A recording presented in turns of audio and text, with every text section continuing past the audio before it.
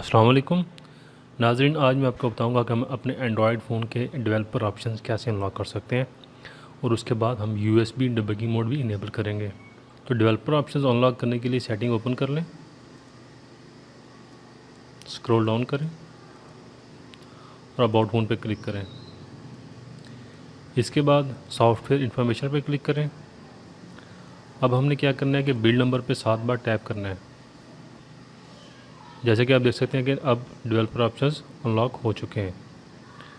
ये ऑप्शंस कहाँ पे शो होंगे ये मैं आपको दिखाता हूँ। बैक आ जाएं, अबाउट के नीचे देखिए एक नया आइटम आ गया है डेवलपर ऑप्शंस के नाम से, इस पर क्लिक करें।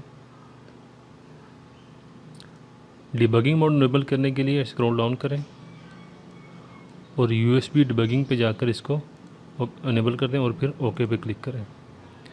अब हमने डेवलपर ऑप्शंस भी अनलॉक कर लिए और यूएसबी डिबगिंग मोड भी इनेबल कर लिया है। मिलते हैं एक नई वीडियो के साथ, तब तक के लिए अल्लाह हाफिज़।